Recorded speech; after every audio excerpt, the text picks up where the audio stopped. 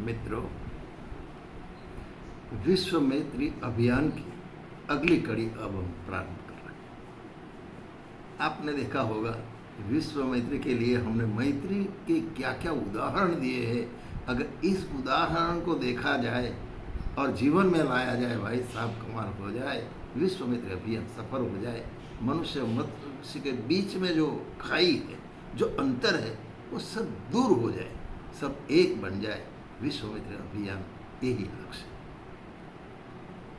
अच्छा, जो मैत्री है वो मैत्री में समर्पण की भावना होती है। एक दूसरे के लिए समर्पण जब तक नहीं होता तो मैत्री कैसे संभव है।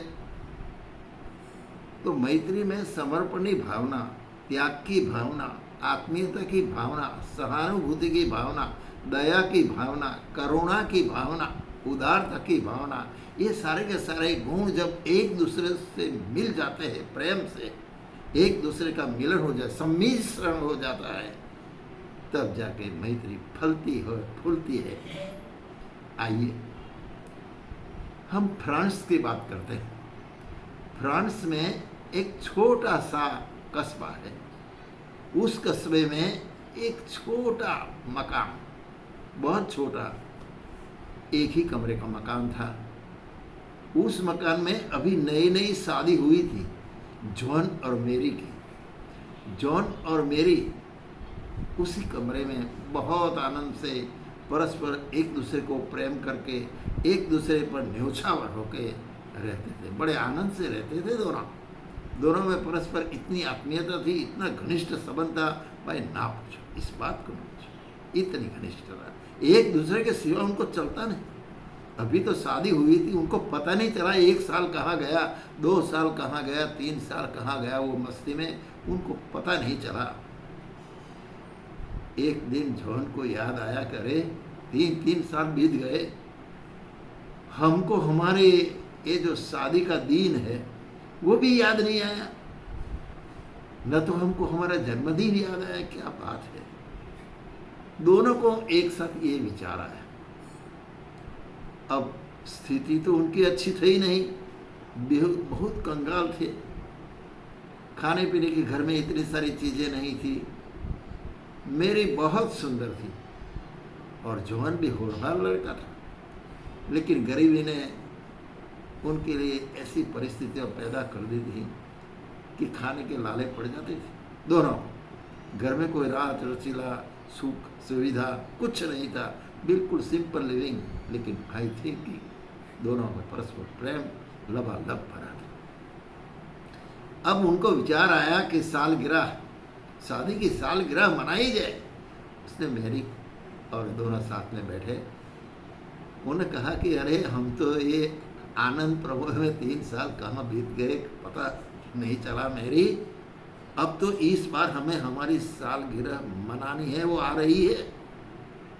मेरे ने कहा ये तो आपकी तो ठीक बात है, मैं समझती हूँ, लेकिन पैसा कहाँ है, एक दूसरे को गिफ्ट देनी पड़ेगी ना। मैं गिफ्ट का पैसा कहाँ से लाऊं। जॉन कह रहे मेरी भी वही परिस्थिति है, मैं आपके लिए कहाँ से पैसा लाऊं, क्योंकि घर में तेरे बाल इतने सुंदर है, उसको संवारने के लिए कंगा नहीं है, कंगा खरीदने की हमारी ताकत नहीं है।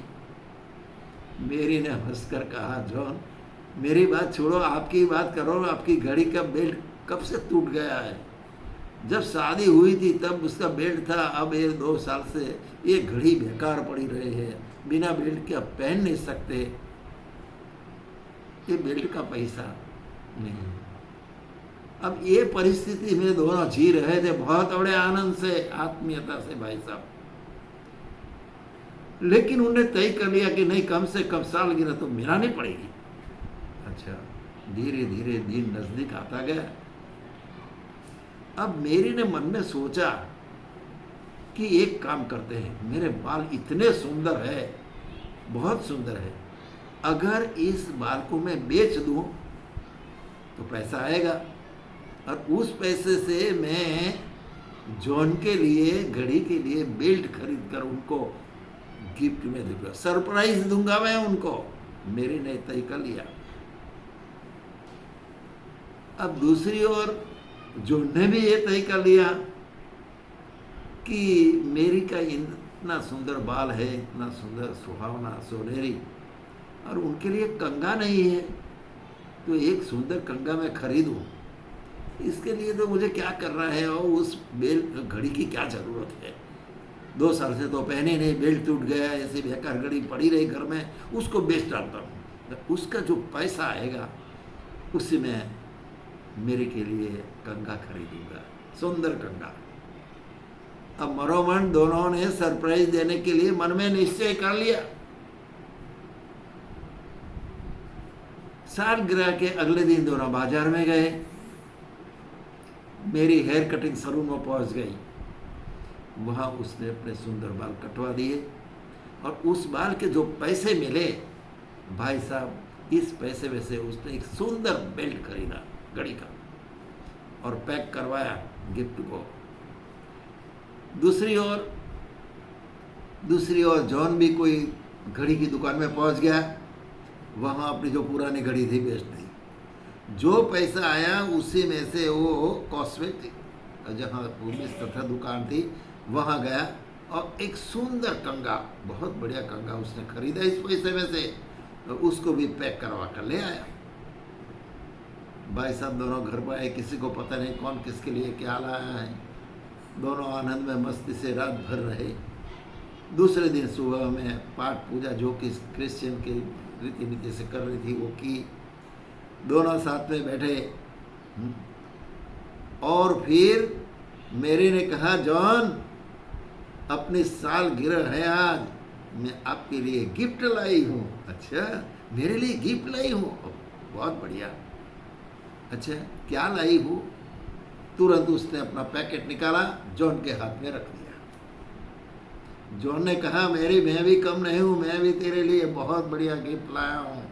अच्छा, मेरे लिए भी तू गिफ्ट लाया? वाह। और फिर जॉन ने अपनी गिफ्ट इनके हाथ में थमा।